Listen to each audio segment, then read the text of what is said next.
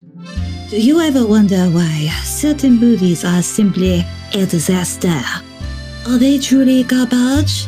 Or perhaps they are misunderstood?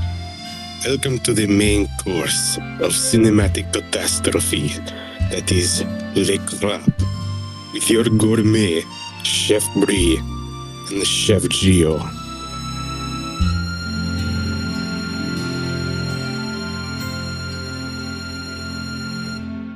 Hello, guys. Welcome to another episode of Lay Crap. My name is Bri. And my name's Gio. So, as of recording, yesterday was Pokemon Day. Like, holy crap, dude. Like, other than seeing that meme of Fat Pikachu's 30 years old, oh, my back, I was like, it's kind of insane to think that Pokemon as a franchise has been around for so long. Yeah, because as most of you could probably tell by my former username, I am a bit of a Pokemon expert myself, a bit of a fan of the Pokemans, as it were. The first time I ever picked up a video game console was playing the original Pokemon Blue on the original Game Boy. Like, some of my earliest memories that I can still actually remember revolve around Pokemon. And even to this day, as I'm talking right now, I'm staring at a shelf full of Pokemon plushies. Hello, Anorith, my beloved. But well, my ass finally started ZA last night, so that felt thematically appropriate. Like, my thing with Pokemon is it wasn't actually the anime first or even the games. I used to get Pokemon cards from my therapist as a kid, so I was like, well, that's neat. And then I remember buying this Pikachu special edition Game Boy Color for $10, which I'm pretty sure still works. God, I love the shit out of that thing. yeah, the three Pokemon games I got for the original Game Boy were Blue, Yellow, and Silver, but Silver is the only one I still actually own. And last time I checked it, I think it still works. But yeah, a lot of my earliest memories are, God, I can't even remember. Was it the anime or the games that I got into for? I think it might have actually been the anime. And then I got the games from that. But yeah, I've basically been enjoying the series since I was a baby, basically. And hey, let's fast forward a little bit, shall we? To the magical year of 2003. I know, that was such a great year. Y'all remember 2003, right? Cracking open one of those new fancy schmancy GBAs, playing the hell out of Ruby and Sapphire. It was a magical time, right? Well, I mean, unless you're in the Middle East, then yes.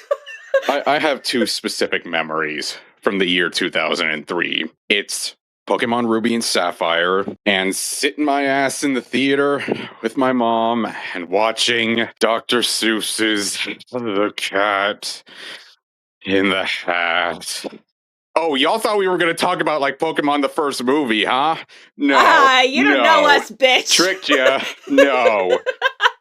Because we don't do that on this show. No, the lead up. Oh my god. Oh, by the way, for the audience at home, Gio's little so in StreamYard you have these little avatar things, and then you have a phrase underneath them. His is "I love cats. I've always loved cats." But I thought you'd appreciate that. Oh, I do. But you know what? I actually have to tell a little bit of my own childhood story here. I was not allowed to watch Cat in the Hat. Now, just to give some context, my mom was pretty liberal about things that I watched. I used to watch ER regularly. When I was 6, we rented not rented, borrowed the Titanic VHS. You know, you had to put the 2 VHSs in because the movie was so long. I saw Kate Winslet's boobies uncensored. More on that later, because that's definitely going to come back in Bree's arc. And I think my first R-rated movie was probably when I was maybe 11 or 12, and it was Planet of the Cave Bear with Daryl Hannah, which, by the way, one of the key plots of that movie is sexual assault and a rape baby. Oh, and we might be coming to that in the future because there's no spoken dialogue in the movie. It's all done with sign language. It's a weird movie, but I was allowed to watch all that. And my mother was like, no, you will not be watching that cat in that hat. Yeah. I have a lot of very unfortunate memories of this movie in particular. I, as we've seen on this show, have a lot of origin stories, as it were, but this one may actually be my actual real villain origin story. This is, in all likelihood, barring something horrendous that I don't even remember seeing because I was so young, this is, in all likelihood, the very first actual bad movie I've seen. And I, unfortunately, as a kid, saw it a lot because I had the DVD copy of this movie as well. And on days where I was staying over at my grandparents' house, I would watch the shit out of this because 9-plus-year-old Gio was kind of an idiot. I mean, school tried to tell my parents that I was actually like gifted, but let's be real. I was kind of an idiot. I mean, who among us? I mean, at 9, I was getting in trouble by saying George Bush sucked. And that got worse in middle school. Yeah, that's not at all topical at all. But, it's actually interesting. I didn't see this movie till, like, I was almost a teenager.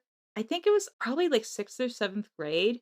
And for whatever reason, it was in, like, music class or something. I have no idea why or, like, what the circumstances that kind of led to that.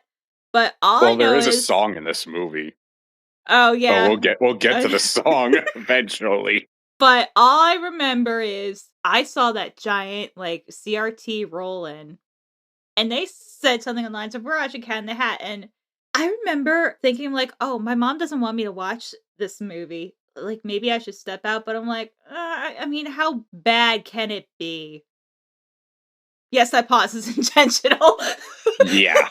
So, I believe that God, I think this is actually not counting that watching we did of like the original Scooby-Doo on Zombie Island, which wasn't the movie we were covering. We just rewatched it because we wanted to rewatch it. I think this is actually the first time since the first episode of this podcast that we're doing a movie or something that I've already watched, which means I already know what I'm in for. But while doing research, we have another epic of notes. And it's like bad. I'm gonna give a mild spoiler here. It's bad when Alec Baldwin is like one of the least problematic aspects of your set. Oh yes. Because like so many other projects we've covered on this podcast, this movie has quite a lot of behind the scenes drama involved. But we'll get to that in a sec. Now, just like with Ghost Adventures, I segmented my notes a bit. And before we get into the nitty gritty of this cat and the hat he wears, I feel like it's important to talk about a man by the name of Theodore Giesel, or as many of you know him as Dr. Seuss, because I feel like pretty much everybody knows Dr. Seuss as the guy who made all the children's books. He made Cat in the Hat. He made The Grinch. Made The Lorax. Did not really have a hand in the portrayal of certain aspects of the Lorax movie, but that's a topic that for another day. So I feel like not many people really know about the man himself. Not a lot of like in-depth facts about the man himself, because did you know he was actually still alive in the 90s? Yeah, because I remember, like, Read Across America, like, Dr. Seuss Day, like, I think they started that, like, the first couple of years, like, I was alive. Like, I remember it, like, it was a thing in the early to mid-90s. Just trust me on this. I was there, guys, but yeah, that whole thing, like, and all that's rather recent. Yeah, and fun fact, National Read Across America Day is actually in a couple of days from now from when we're recording. How's that for some timing? We're intellectuals. We clearly plan stuff out. We just don't accidentally butt fumble into stuff. No, we plan our shows out immaculately well. Yeah. Yep. But anyways, to get into the backstory to this, because there's some backstory to this. We start off with part 1, and then along came Seuss. God yes, that's actually what it I am not sorry. No, I know you're not. So, the story begins on March 2nd, 1904, in Massachusetts, where Theodore Giesel was born to a German-American family. While he was studying at Dartmouth College in 1925, he worked on the school's humor magazine, eventually rising to the position of editor-in-chief. Now, after being caught drinking gin in a dorm room, which, remember, 1920s, there was this little thing called prohibition going on. Yeah, not one of America's top 10 moments. But because of this, he was removed from pretty much every extracurricular activity he was a part of, including being the editor-in-chief of the humor mag. So, in order to keep working at the humor magazine without arousing any suspicion from faculty, he began signing under his middle name, which was also his mother's maiden name, which y'all have probably picked up by now, was Seuss. Now, while he was doing post-grad work at Oxford, is when he met his first wife, Helen, who encouraged him to pursue drawing as a career after seeing his notebooks were filled with cartoons. So, after he left college and he returned to the US, he began working for humor magazines and advertisers, with his work eventually being featured in the likes of Vanity Fair and Life magazine. So it was during this time doing like political satire type cartoons and advertisements that he started using Dr. Seuss as a pen name. Yeah, just knowing that the popular children's book writer actually started out in political cartoons is actually kind of crazy. Yeah. So his very first children's book was And to Think I Saw It on Mulberry Street, which was released in 1937. And just as a message to all you aspiring writers out there who are feeling down about all those rejection letters you're getting, Dr. Seuss's first book was rejected over 20 times before it was eventually published. Y'all can get it done. Believe in yourselves like you believe in me, something communist said. Yeah, I don't know. But right around this time, a event started to break out. Yeah, an event that may live in infamy. So he hit the pause button on his children's books to refocus on political cartoons, and Giesel, ever the anti-fascist, did a lot of those anti-Nazi cartoons, political cartoons, and along with animation work for the US Army. Because remember, Giesel came from a German-American family, and he grew up with him and his sister had to endure a lot of ridicule growing up, because this was around the time of the First World War. So he very much did not like the Nazis, and he also especially did not like the Japanese, actually. There's actually some really, really kind of bad cartoons that he made involving the Japanese at that time. But just as a reminder, he did ease up later in life. And I think for some of the more egregious ones, he actually did apologize. But for now, our focus is more on his work in children's fiction. So he eventually, once the war was over, he went back to children's books, spending the next 4.5 decades creating works I am sure most, if not all of you, have picked up and read at least one. The likes of How the Grinch Stole Christmas, The Lorax, Green Eggs and Ham, Horton Hears a Who, and of course, The Cat in the Hat. His books had clever prose, easy to understand language, and became children's staples, altogether collectively selling over 600 million copies. I mean, they are still to this day selling gangbusters, as they're often the first choice for parents giving their kids something to read when they're first beginning how to read. I mean, like, 600 million copies, like, that's about as much as the Bible. Like, it is nuts. Now, I mentioned before how his origins lay with political commentary. Even his children's books had substantial influence by his worldview. I mean, the most obvious one being The Lorax, being about environmentalism and anti-corporate involvement with nature. But did y'all know that Horton Hears a Who was actually an allegory for the American occupation of post-war Japan? Yeah, while I did mention that he had very, very strong anti-Japanese feelings during the war, after the war, he actually went to Japan, saw how it was for the people there, and pretty much had a change of heart, and it was those feelings of what he saw over there that inspired him to write Horton Hears a Who. So it's like, even though his books were made with children in mind, like if you actually go in and like really start to analyze them, you find that there's a lot more deeper meaning to a lot of them. So as I mentioned before, Giesel actually lived until 1991 when he passed away, age 87, from cancer.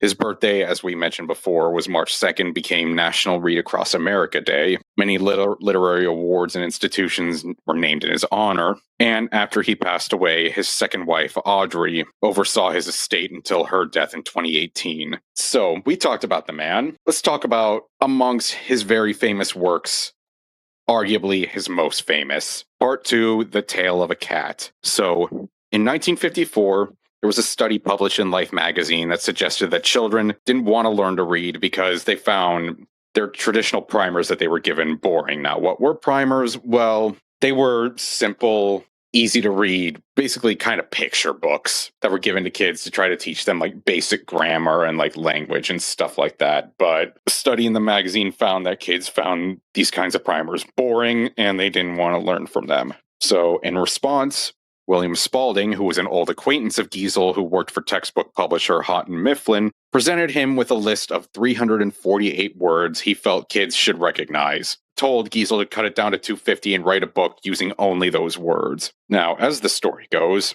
Giesel, frustrated with the word selection he was given, decided that the book he would write would just be about the first two words he could find that would rhyme. And by his own admission, those two words were cat and hat. So, upon release in 1957, The Cat in the Hat was acclaimed for its entertainment value, Giesel's trademark wit, and within 3 years, it had sold over 1 million copies, and continues to sell hundreds of thousands of copies every year. I would wager that it would be difficult to find anybody now who has not at least heard of it, if not read it themselves when they were a kid. Yeah, I think anyone who lives in a developed country has at least heard or read some version of Cat in the Hat, or had some sort of Cat in the Hat related media, whether it was cartoons or the later half of the 90s with the Children's Television Workshop with the Webulous World of Dr. Seuss. Yeah, in a library of iconic works, Cat in the Hat is probably his most iconic. It's the character that was most associated with him, both throughout and after his life. It's seen as the one that made Dr. Seuss famous, the cat becoming his signature creation, and by his own words, it's the work he was proudest of, because it pretty much meant the end of those boring children's primers. Now, with this kind of success, an adaptation, it'd be inevitable. There was an animated TV special that aired in 1971, which was the most well-known version. Until Part 3, insert Walter White scream. So, in the year 2000, the live-action movie based on The Grinch proved to be a resounding success, financially at least, which gave Universal Pictures the idea, hey, let's give the Cat in the Hat the same exact treatment. Do the exact same thing there. Take a well-known comedian, pile tons and tons of fur on top of him, and let him do some wacky antics for a bit. What could go wrong? So many things. So, Bo Welch, who had worked as a production designer for Tim Burton during the 80s and 90s, was tabbed to direct. This would be his first and only time in the director's chair. And on a serious side note, he was actually the husband of the late, great Catherine O'Hara. Which I can't believe that happened. But yeah, so Bo Welch and Tim Burton actually go pretty far back. Bo Welch was the production designer on Beetlejuice. Guy has had a ridiculous, amazing career. And this was just an unfortunate result. Yeah. So, after Welch signed on to direct, the trio of Alec Berg, David Mandel, and Jeff Schaefer, who were all writers on Seinfeld, there's a bit of a connection there to another movie we recently watched, which I am probably going to be comparing this to a lot.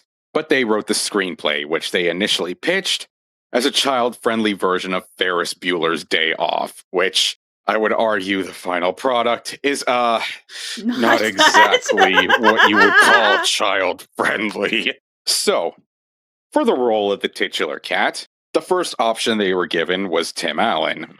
He originally signed on to play the cat, but had to drop out due to scheduling conflicts.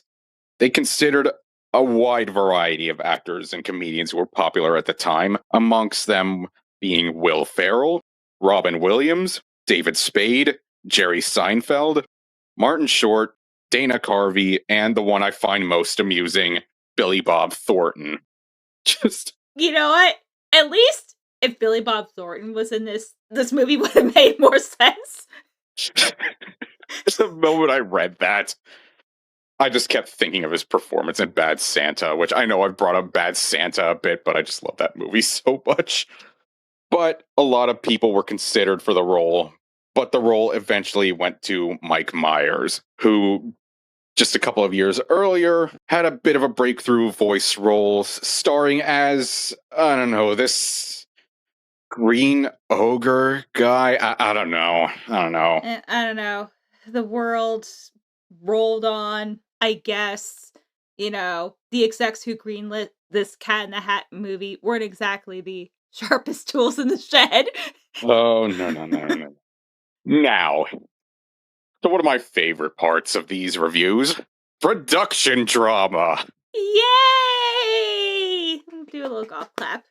Now, before filming had even begun, giant props for the movie were stolen off the set, and they were later found in a shopping mall parking lot covered in graffiti.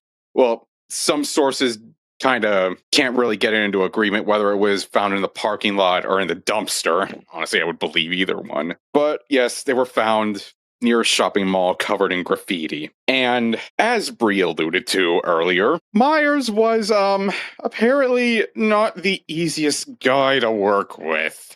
He apparently had a crazy amount of control over the final production. He had the final say on whether a scene was good enough or not. He spoke only with Welch, isolating himself away from the other cast members when they weren't on set, which show up late to meetings and makeup tests, which actually led the original makeup artist to quit, and again, isolating himself during filming. There was this one story that came out that he apparently had an assistant on hand who would carry around a Tupperware dish filled with chocolate, and whenever Myers would call for chocolate, the assistant had to give it to him.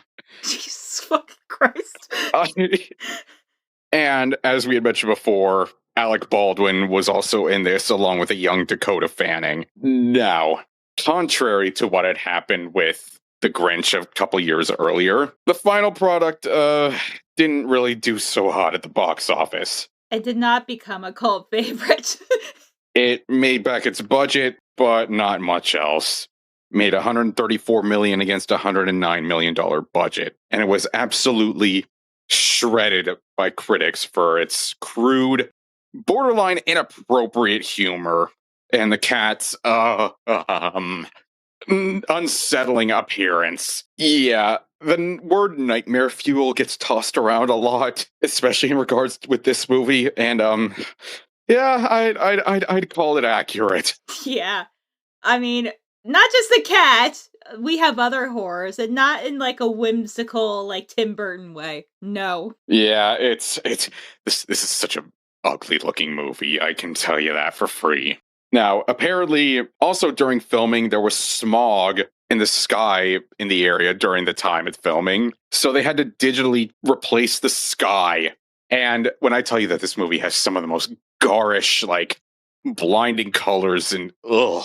Like, I get it's a Seuss movie, so it's gonna be colorful, but this movie was just ugh.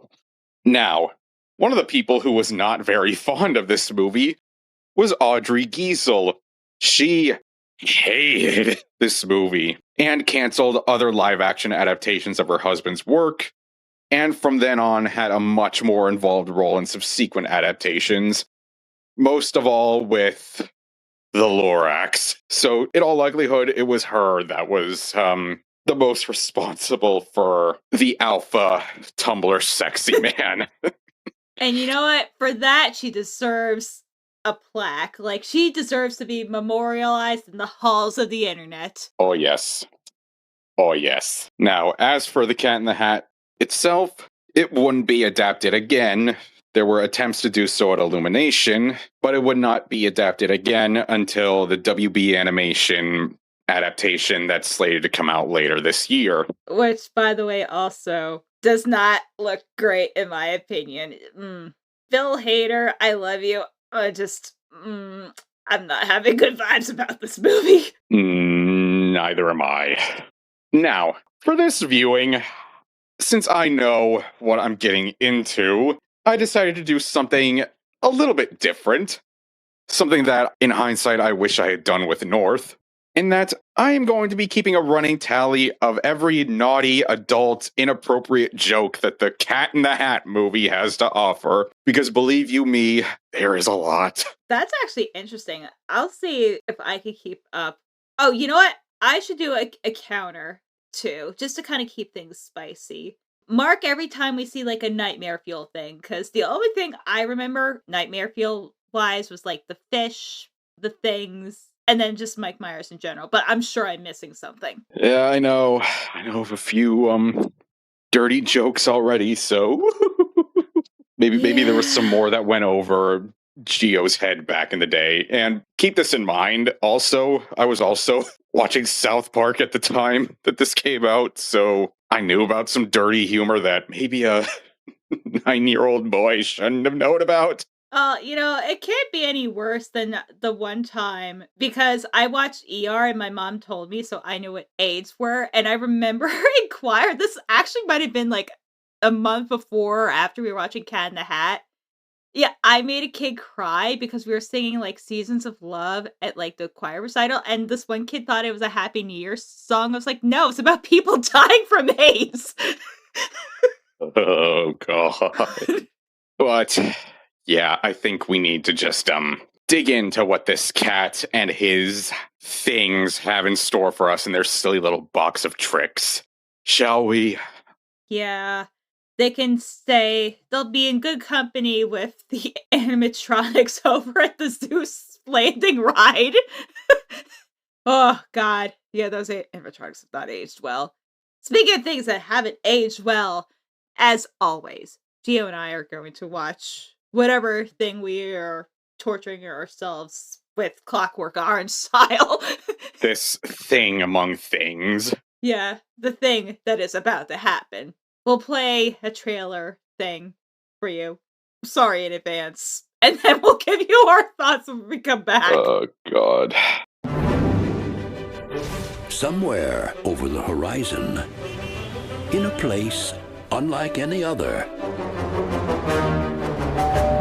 Hi, Mrs. Kwong. Hi. I'll be back in a couple of hours. Conrad and Sally Walden were inside listening to a few rules from their mother. No video games, no fighting, no answering the phone, city morgue, and absolutely no one sets foot in the living room or else. But today, while she's away, someone special will show them how to play. Who are you? Who? Me? Why, I'm the Cat in the Hat.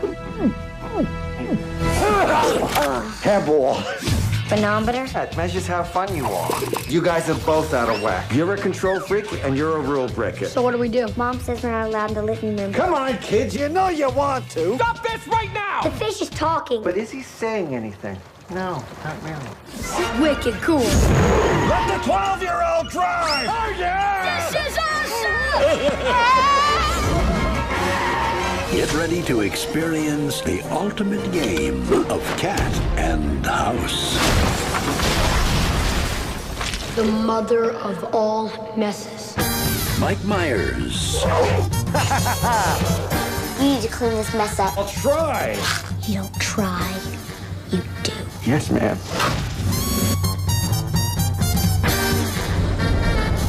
The Cat in the Hat.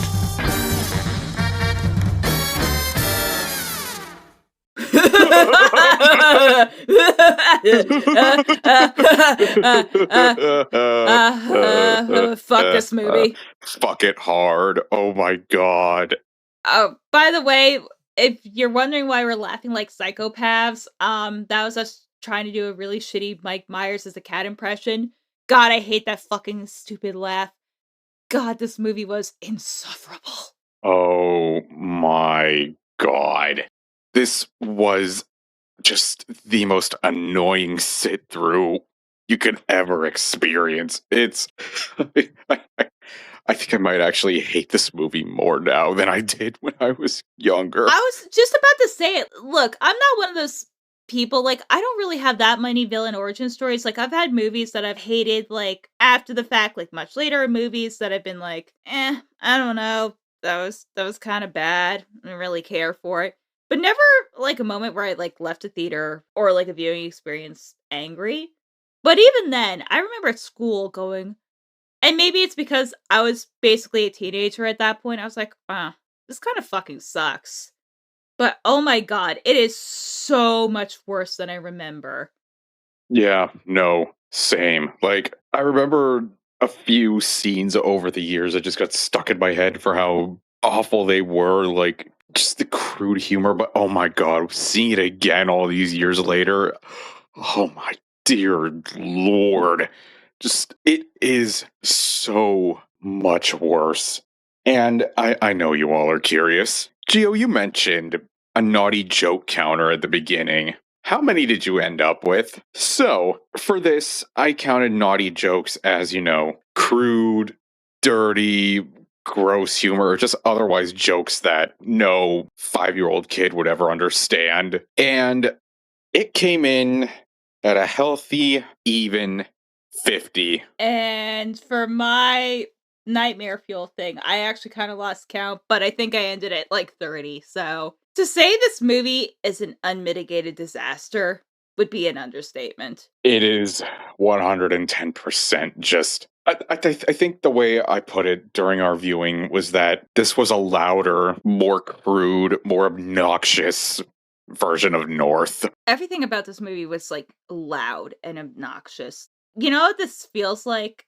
And God, this is gonna sound really fucking mean. This like if Meow Wolf was made by AI. Like just everything about this is just like unsettling and like abnormal. And I brought this up with you like right as we were finishing the movie. But from like a world building perspective, I know I mentioned world building a lot, but it actually matters a lot when it comes to design. And I made the comparison between this and the Ron Howard Grinch movie. The Ron Howard Grinch movie, like everything felt like it was just an evolution of the art in the book. Like it felt like its own land with like its own like rules and design principles. Everything here just seems like noise and is at odds with each other. So you have like this kind of like 50s middle America sort of like aesthetic going on. But then you'll have stuff like Bud Light and then like Braves and like the color palette, just like everything. And like I know there's no like branding for the most part. There might have been one. I'd have to go back and look, and I ain't fucking doing that. But like Mrs. Kwan, like her outfit almost looks like Puma. Like just so many of these elements just don't feel like they belong in the same environment. And it is so unsettling. Yeah, unnatural is the word I'd use for this. Like, I know it was the early 2000s, but Jurassic Park was over 10 years old by this point. The CGI in this movie is so blatantly fake, but even like the practical effects feel like cheap imitations of what you'd find at a theme park. Like Universal Studios! Oh my god. Nothing here feels natural, and I get what you mean with like, it all just feels like at odds with each other. Like you're going for this like cartoony like atmosphere and setting, but then you'll have things like, oh, his magic box was made in the Philippines, or like Mrs. Kwan is watching like Taiwanese parliament, and like we're talking about like sending the kid off to military school. Like, and then you brought up, then we have to have like this whole discussion of like in the world of Cat in the Hat that there's like a military. So I'm like, is there like Dr. Seuss Kuwait? Like, what the fuck? It's just, none of it's explained. None of it just meshes well together. It feels like the core problem with this is that you're trying to stretch a book designed to teach children how to read into a 90-minute movie. And absolutely none of it works. No, none of it works. I mean, look, the Jim Carrey Grinch isn't perfect, but How the Grinch Stole Christmas has, a more standard, like, 3-act structure. You have a beginning, middle, and end that adding, like, some extra stuff to make it movie length isn't that much of an ask. And also, Jim Carrey is just, like, so into the role, and I'd also brought this up. Jim Carrey is an amazing actor. Like, not just a comedian, he's just an actor who happens to be funny. Because I've watched a lot of Jim's dramatic work too. God, I forget. It's something Sunshine. I forget. It's the movie where he's in a relationship with like Kate Winslet and she's like the Manic Pixie Dream Girl. Anyway, fucking phenomenal movie. God, I need to watch it again one of these days. But he can do dramatic stuff. Mike Myers can't. And this just really felt like one really bad, long SNL skit. Like, he's just, playing, like, all these, like, different characters versus, like, the Jim Carrey Grinch where it's, like, the same guy. He's just, kind of a little manic and zany. Yeah, Mike Myers in this does not have an off switch. Like, there are, like, these little attempts at trying to have like some dramatic arc or like stakes or whatever, but it's completely undermined by the fact that Mike Myers in this does not shut up. Oh no, he is so fucking annoying. And just to kind of like sidetrack a second with the stakes, like these arcs and stakes kind of come out of nowhere. Like all of a sudden it's like, oh, we got an escalation. I'm like, okay, sure. Yeah, like they'll have like all these like zany little slapstick moments, and then they'll be like, "Oh man, we're gonna get in so much trouble. It's all my fault." And then like the moment at the end when they try to kick the cat out, and he's all like sad and whatever, and it's like, why do we care? Why do we care? Like there is like nothing to get invested in at all. And again, it's all undermined by the fact that Mike Myers just, God, I wish it was Jim Carrey. Look, I feel like he at least would have tried to make something out of this. But like Mike Myers just has no off switch. Like he jumps from one like vaudeville slapsticky poop joke act to another. Like one after the other, after the other, after the other. It's so fucking loud and obnoxious. It's like nauseating because you can't even breathe. Like it just keeps coming at you. Like you're being like visually and audibly like assaulted. Like just give us a minute. Just give us like a minute where he's not making any noises. But no, it's just constant. And I feel like we're going to say this a lot. I don't know how this movie got a PG rating. Yeah, I don't either. Because I already mentioned 50 like jokes that there's no way a kid would understand this. They aren't all completely like dirty or like adult humor, but there is a lot of that here. Mm-hmm. Yeah. In his opening like song, the cat mentions like a joke about like having his balls cut off. Like there's multiple moments where characters almost swear, but they're interrupted before they say it. There's even one instance where he like steps on a hoe and he just outright says, "Dirty hoe," throws it to the ground and then picks it back up. And then he's like, "I'm sorry, baby, I love you." And looks like he's about to make out with it. Oh yeah, there's a little bit of tongue action going on, which I do not need to see any part of Mike Myers' body. I don't. Dirty hoe. Another one. I'm sorry, baby. I love you. Okay, I think that's a double one. Yeah, that's another one. Mm-hmm. 2 for the price of 1. You don't want to know how many I have. What are you at, like 25? No. I'm at 34. Oh, no! Oh, no! Oh yeah, let's talk about the cat himself, shall we? Oh God, do we have to? I mean, I don't want to. I want to forget I saw this as quickly as possible, bury it back into the chasm of my brain. But no. Okay, no. Fine. It's we're contractually obligated. I know, just like the legal contract he has those kids sign. What the fuck? Honestly, like bad kids movie tropes, I hate the trope of, like, the kids signing, like, this obnoxiously big legal contract. Yeah, no, I see that shit all the time. Like, I know Fairly Odd Parents did that once or twice, and I feel like North did it too. North had like a big like lawyer thing. Yeah, but it's like it's like the absurdly, like, comically huge contract. I don't know why adults think that's funny kid stuff, but it's not. It's not funny. It has never been funny. Nope, not in the slightest. But yeah, let's talk about our titular hero. Pussycat. Our titular pussy. He looks so fucking creepy. I am sorry. He looks so fucking unsettling. And I think a part of it is I heard there was a rumor, and I might be misremembering it, but like Mike Myers like wanted like part of his face to be revealed, unlike Jim Carrey, who completely transformed himself into the role. Like the cat you could still tell is Mike Myers. So I mentioned before that I had a DVD of this as a kid, and I watched quite a few of the extras for this movie, and I remember a few of the deleted scenes. And there was one scene with the cat where I guess they hadn't either applied like the fur or like the CGI over his face, and you could see Mike Myers' skin with just the rest of the cat. It looks fucking horrific. Just, oh, God, oh. But like the other thing too that I noticed was that he's supposed to have like 4 fingers, but you could clearly tell with the glove that one of his quote unquote fingers is bigger than the other. Like it's clearly just 2 fingers underneath the one. Yeah.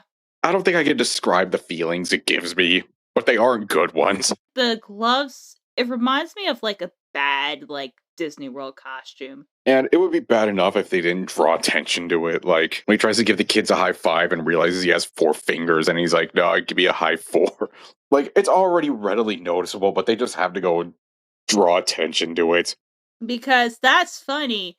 Oh, points. Ha, that's weird. Ha ha ha ha ha ha ha ha. Kill me. Just, ugh. He is bad enough, but there is just so much more about this movie that is just so ugly. I'm going to say something else. I mean, it's mean, but I think you're going to agree with me on this. Mike Myers is kind of like phoning it in. Honestly, everyone, I feel like, is phoning it in. Or like, the script is definitely like not doing them any favors. No, not at all. It's weird that like he's trying to be so like zany and like cartoony, but under the surface you could feel he is not enjoying it.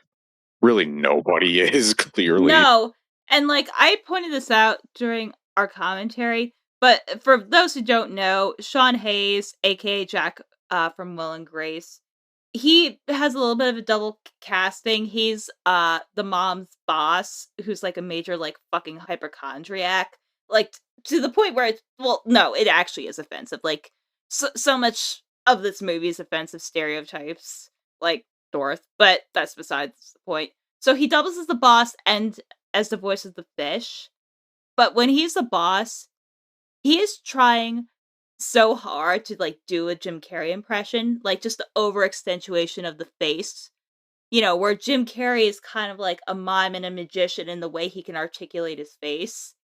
If it's anyone else, it's just so fucking weird because he's like, you're fired! Like, it's so fucking weird, and I hate it. Yeah, it's not great. And I think on that subject, we could get into this movie's reliance on stereotypes, and like there are some moments of like racism, homophobia, and I think too, like honestly, fat phobia too. Yeah, like the fat phobia, like early 2000s, casual homophobia. I was kind of expecting that, but the racism stuff, holy fucking shit. Yeah, like the kid's babysitter is Mrs. Kwan. And like if that doesn't give you pause immediately, oh god. Like Alex Borstein on Mad TV, this is not. No, I doubt you've ever watched Avenue Q, or at least like an old, like, you know, illegal recording of it. But there's a character called Christmas Eve, who is a Japanese American therapist, played originally on Broadway by Anne Harada. But anyway, you could tell the Avenue Q was made by like one of the guys who would eventually make Book of Mormon. It's offensive because it's like being satirical, Like, not only, like, do you have, like, Christmas Eve, you have Gary Coleman is, like, the building manager. This feels like that without any of, like, the intelligence behind it. And these are just, like, all yellow and blackface, basically. Yeah, because, like, Mrs. Kwan talks like how you think she talks. And, like, one of the first things she does is she turns on the TV and watches, like, Taiwanese parliament. And, like, she's also the source of, like, some fat-phobic shit. The big, like, subplot is that they lose the lock because it attaches to the dog, so they gotta go find the dog. So in the meantime, they use her body to, like, weigh down the crate. And not only that, but I had forgot that. So, if everyone's, I assume, has seen the infamous Universal Studio clip. Like, every internet reviewer and their mother has, like, made fun of that clip. What I didn't remember is that they used her as, like, a boat because, she's so big. Get it? Ha, ha, ha, ha, ha, ha, ha, ha, ha, ha, ha. Oh, yeah! We're going to ride Mrs. Kwan? Sure, it's the only way to the crate. Hop on.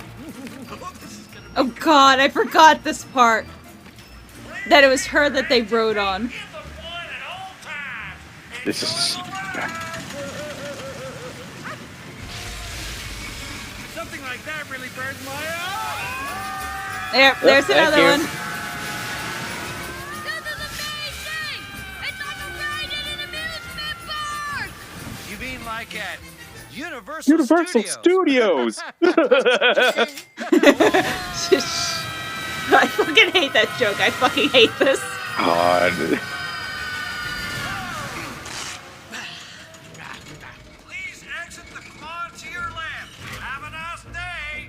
And it's like, this poor lady is just, like, trying to sleep and get some shut-eye, and, like, she gets tortured, like, so badly throughout this whole thing. And, like, there's some other moments of, like, racism and stuff. Like, at one point, Alec Baldwin, like, catches the dog and is gonna, like, show it to the kid's mom and, like, get them in trouble. So the cat conspires to, like, take the dog back, and he shows up as oh my god.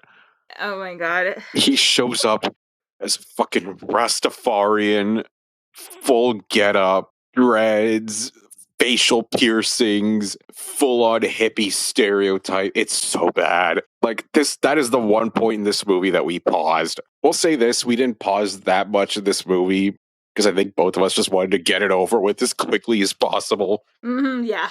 But also, I think it's because of the fact that, unlike Demon House, where we had to stop to, like, really dissect every single logical fallacy in it, this one is just a bunch of loud noise. And again, we just wanted to get it over with. But, like, fucking Rastafarian cat is what I think finally broke us enough. Because the more we stared at it, the more we found wrong with it. So, like, even on, like, his whiskers, they're, like, beaded. Like, he's got beads. Like, he's the full getup. You know, like, that racist costume you see at Spirit Halloween every year? It's like this times 10. And, like, he's doing, like, the hippie stereotype, and he refers to the dog as, you know, I don't use the D word. I prefer to use the term, like, canine American.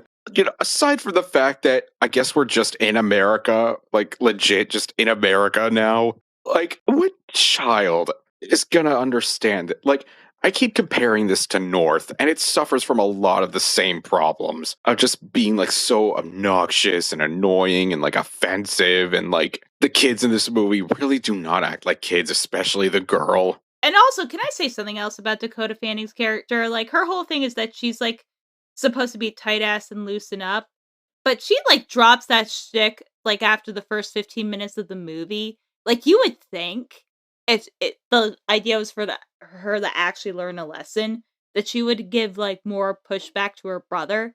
She just fucking doesn't. Yeah, there's a lot in this movie that just gets dropped. Like, we're supposed to believe, like, the brother is, like, super, like, disobedient and, like, bad, but the only instance of that we get is, like, the first scene of the movie of, like, him, like, making a sled and, like, wrecking shit, and then he, like, jumps on the couch when the cat prods him too. But other than that, he's just, like, reacting to everything after. Like, same with the girl, which makes the fact that they try to, like, shoehorn in the character arcs, like, that much worse, because their characters, I feel like, just kind of disappear and they just end up reacting to whatever Mike Myers is doing. Yeah, no, reacting is actually, I feel like, a very apt thing, but I'm like, it's acting. Don't you react? But I'm like, no. You don't understand. It's just thing happens. The kids are like, whoa, ain't that wacky? Or, oh no, look at this mess. Look at what the cat did. What are we going to do? And by the way, the kids pretty much sound like this the entire time. Like, I'm not like over exaggerating. Like, this is the levels of performance that we're dealing here. And this is no offense to the kids. I mean, Spencer Breslin and Dakota Fanning obviously had careers after this. Dakota Fanning, like, more so. But, oh my god. Sally, last chance. If you want to make cupcakes, I can take you to your friend Ginny's house. Ginny's not my friend anymore. Last time we made cupcakes, she wanted to be the head chef. I'm the head chef. Well, what about Denise then? She talked back to me, so I ordered her not to speak to me anymore. And you don't like Bossy? I won't tolerate it. Also, is this supposed to be like the weekend? Well, you're both staying. Like, why are these kids not in school? Conrad, no playing ball in the house, no fighting, no answering the phone, city morgue. Mommy, can't I have some rules? No chewing tobacco. Thanks, Mom. You have my word. And absolutely no one sets foot in the living room or else. Or else what? You're gonna do what Larry said and send me to military school? Maybe if you just behave, I wouldn't have to consider military school. I wish I could trust you. I wish I had a different mom. Well, sometimes I wish the same thing. Wow, this is like a big escalation. Fuck. Yeah, no, it's less egregious than North in that in North all the kids are just plainly talking like adults. Here, like, the sister does that somewhat, but the rest of the way it's just both of them just like really being stilted, just not believable at all. And like another thing that kind of gets dropped is that they have the narrator, and the narrator is present for like up until the cat shows up and then disappears for the bulk of the movie, but then shows up again towards the end. And then, of course, at the end, you find out, oh, it's the cat is actually the narrator. But it's like things get brought up at the beginning of the movie, then dropped for the bulk of it, but then they try to like remember it at points, but then just drop it again, which again makes everything feel so superfluous, really, because it really just feels like two kids just reacting to what Mike Myers is doing. And you mentioned SNL at the beginning, and it's like, yeah, it just feels like a bunch of like 2 to 5 minute SNL skits. And like the bad SNL episodes, like we're not talking about like peak Will Ferrell, like Tina Fey era SNL, or even like the Lonely Island era with like digital shorts or like Andy Samberg. Like we're talking the bad SNL. It gets so insufferable. We did not laugh, either of us, once, I don't think. Not even a chuckle. At least with North, like I kind of snorted a couple times. This is like the epitome of anti-humor. Like, this is distilled anti-humor. Like, apparently Alec Baldwin's like 6-pack of beer. Yeah, which is, again, just straight up Bud Light. And again, beer in a kid's movie. And I mentioned before, like, the dirty jokes and, like, the jokes no kids are going to understand. But you know what no bad kids thing is complete without? Tons of gross out humor, and oh, does this movie have the gross out humor in spades? So many like peeing and poop jokes, and throwing up, and like jokes about bowel movements. Oh, so many. And then there's one moment where the dog pisses on the taco, and you and I had like a serious discussion of should we put this in as the adult joke or like racism, because we couldn't quite decide. Honestly, I put it in as the adult joke specifically because it was a taco, but honestly, it could have gone either way. I feel like there's no point in talking about the plot of this movie because there really isn't one. I mean, there really isn't. Like, if you've read the book, it's basically this, but really stretched out. So, TDRL, if you somehow have not read Cat in the Hat, one day it's raining, 2 kids are bored. Uh-oh, the cat arrives and said, let's have fun. The fish is neurotic, which, but by the way, I thought the fish was more in this, telling them no, and he really isn't. Like, I thought, like, the fish was in there more, but again, no, because, I don't know, I guess they could only have Sean Hayes for, like, such a period of time. But anyway, thing one, thing two come, the house becomes a mess. You know, the kids learn that, like, fun is okay, but you still gotta follow the rules sometime, and they clean up the house, the end. Yeah. Now just imagine that stretched out over 90 minutes with some of the worst humor imaginable. And now that you mention them, we didn't even talk about the fucking things. Oh god, yeah, like, I knew, like, arguably more than the cat that this was gonna be, like, my personal nightmare fuel, but god, with the VFX and, like, this really obvious, like, motion blur to, like, cover the CGI, it's so much worse than I remember. None of their movements feel natural, and they're just babbling nonsense the whole time. And oh god, I had forgotten until the credits that they're both voiced by Dan Castellaneta. So they managed to suck Homer Simpson into this. I am shocked with what this thing's brand of humor was, that he wasn't explicitly ordered to sound like Homer Simpson. You know, if they could, they would. Oh, I know too. Because when Dan Castellaneta doubled for Robin Williams as the genie, like, if you listen to, like, any of his stuff, you probably remember Spectre Magic because you were a Disney World kid. You know, it was obvious it was him because during that, he basically used, like, the same voice as, like, Homer back in the day, where it's like, hey, kids, yo, look at this, Al, woo! Yeah, like, a lot of his voice roles from back in the day, you can clearly tell he was told to, like, do a Homer impression, or, like, do his Homer voice, really.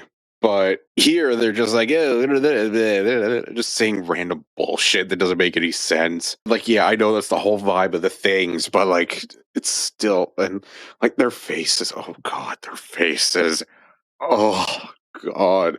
It's, like, incredible. Again, I know we're gonna keep comparing, like, it to The Grinch, but The Grinch, like, the Who's resembled their book counterparts. You know, they still had, like, the same cute, like, proportions, but it was adapted in a way that would look fine on a human being. These look nothing like how they do in the book with, like, the big, wide eyes, and it's really, really creepy.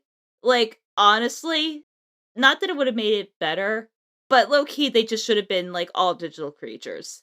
Their movements with, like, normal human proportions is just no. I feel like there's a reason why Audrey Kiesel opted to cancel all the other planned live-action Seuss projects and went strictly with animation after that. Yeah, like, low-key, she should have been allowed to hunt Jeffrey Katzenberg, Steven Spielberg, and David Geffen, and Mike Myers for sport, and also just burn down the Universal Studios lot for good measure. God. And, like, not all the Seuss animated movies have been, like, really true to the original vision. I mean, the Lorax, I feel like everybody and their mom has gone over, like, everything wrong with it. Or even stuff like Horton, which, ironically enough, because it is a story dealing with, like, post-war Japan, and then them having, like, a random, like, anime-ass sequence.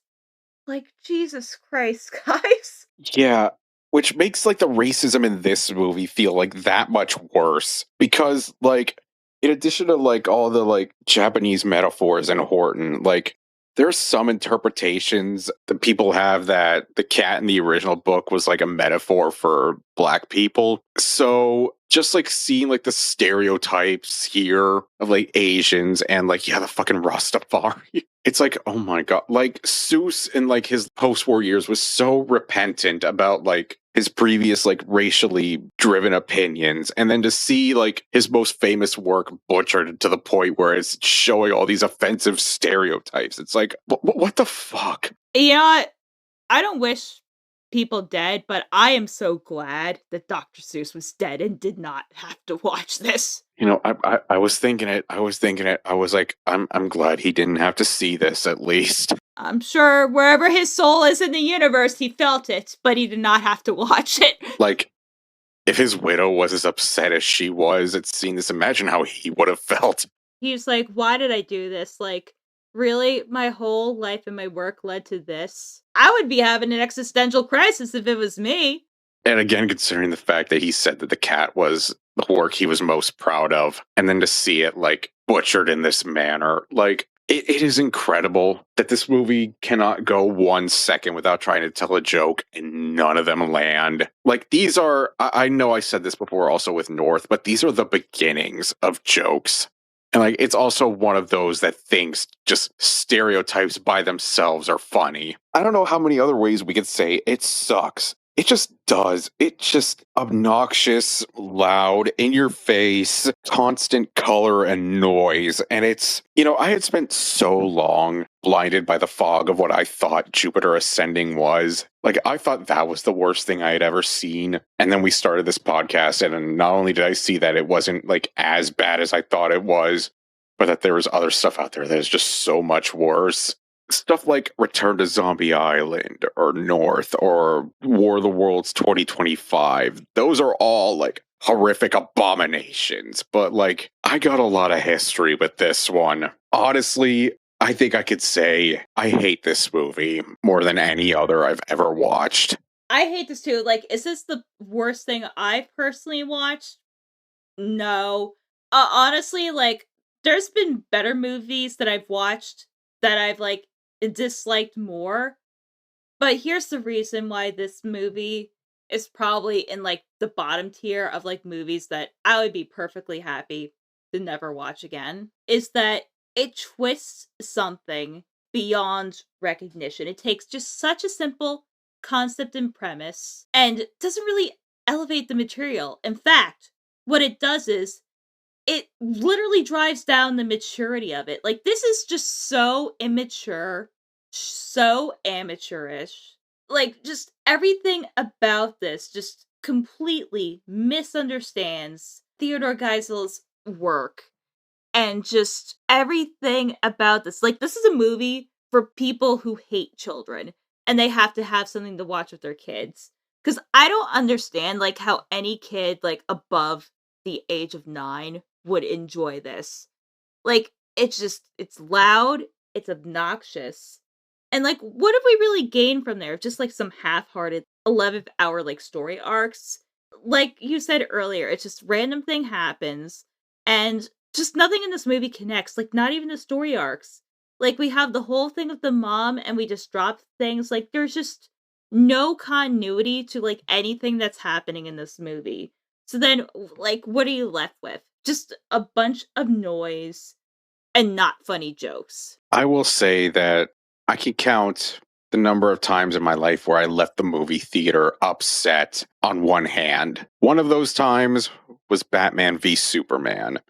And honestly, I hate that movie so much for a lot of the same reasons that you just listed off for this. That it takes something so iconic, like in that case, Batman and Superman, and it just twists it into something that it doesn't even resemble what it's trying to be. Like, Superman doesn't resemble Superman. Batman doesn't resemble Batman. It's the same thing here. It takes something that everybody knows, The Cat in the Hat, that so many people read and probably learned how to read from it. It just takes something so simple and beloved and just perverts it, basically, to where it's completely counter to what it's supposed to be. Like, when I am comparing your movie to North and Batman v Superman and doing it unfavorably, that's when you know it's bad.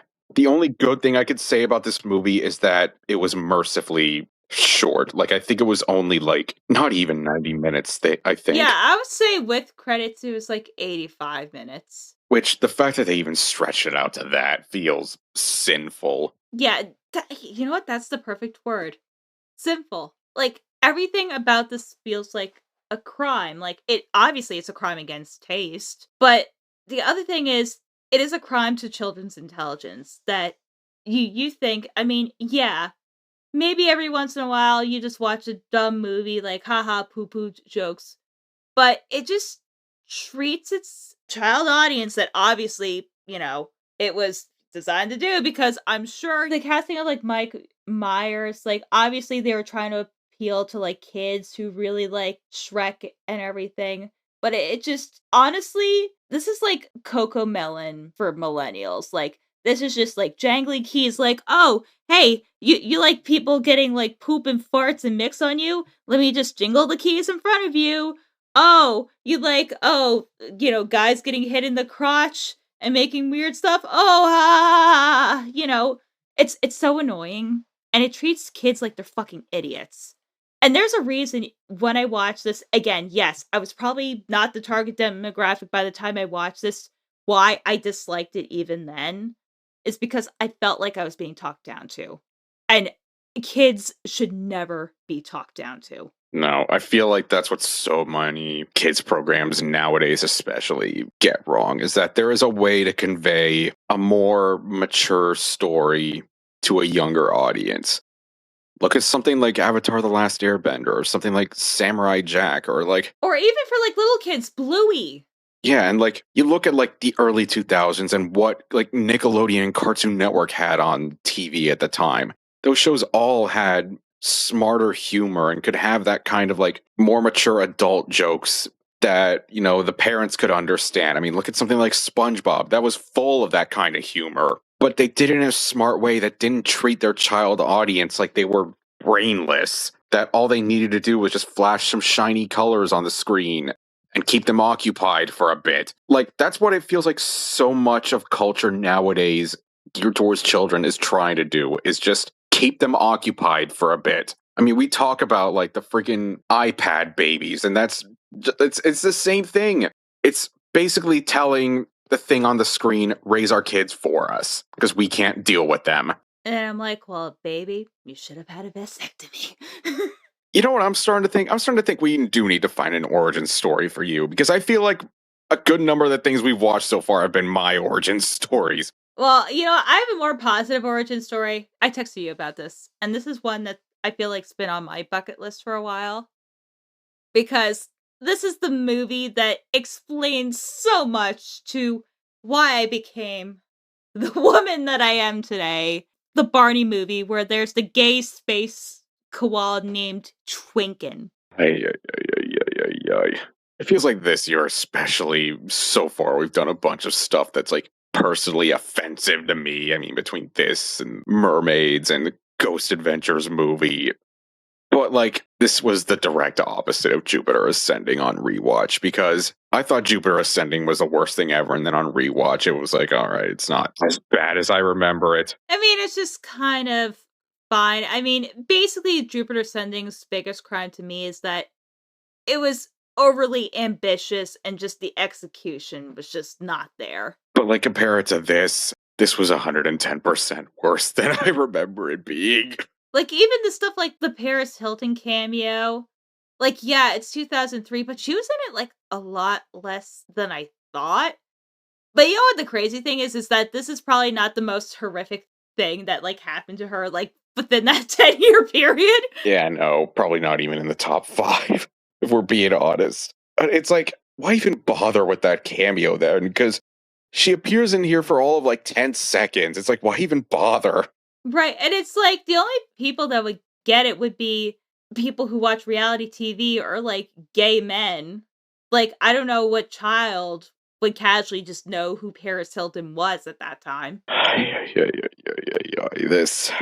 You mentioned it before. I think there's a reason why Mike Myers' career bottomed out the way it did, compared to, like, Jim Carrey still getting a lot of good work and good roles now. And Jim Carrey has a more beloved status.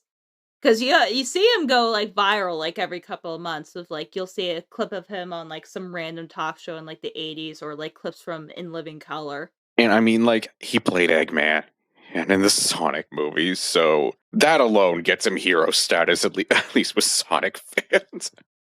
Oh, yeah. And you know what? He is the savior because Sonic fans have suffered for so long. And Jim Carrey is like, nah, I'll give you guys a W. You don't have to suffer anymore. So, what do we have to gain from this? I'll say one thing. This probably would have been funnier if it was Billy Bob Thornton as the cat.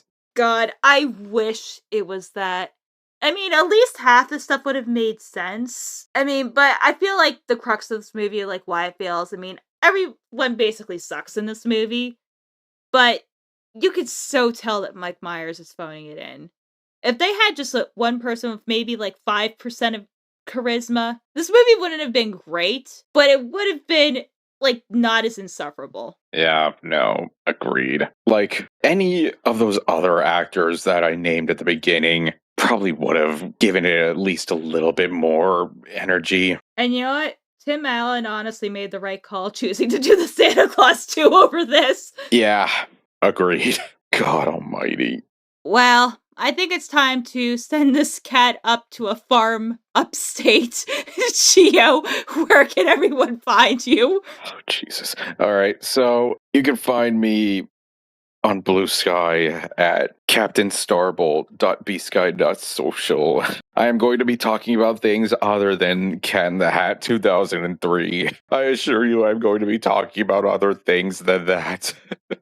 God, I hate this movie so much. Literally anything but that. Like, I would like bamboo shoots up my fingernails. You know, one of those glass flasks like shoved up my butt. Like, literally like anything else, because this was actually an exercise in torture. But anyway, if you want to hear more positive vibes or me occasionally bitching about stuff I actually care about and not stupid children's movies, you can follow me at crazylemur.bsky.social. I am also on Instagram at lemurs1, where I post about my doggo, who is currently located right behind me, cooking, and probably by the time this podcast's out, should have some pictures from the flower show, you know, show my photography off, all that fun jazz. Well, anyway, this has been another delightful entry on our culinary journey that is Le Crap. We'll see y'all next time.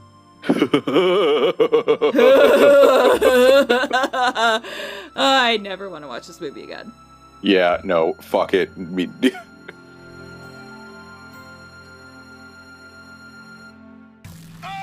add that? Yes. Mm-hmm. Oh! I can't believe you whizzed on my taco! Yeah, and you know what? I feel like that counts for racism too. Also, him saying taco, I feel, is a euphemism for vagina. So, yeah, that can go on. Yeah. Okay, cool.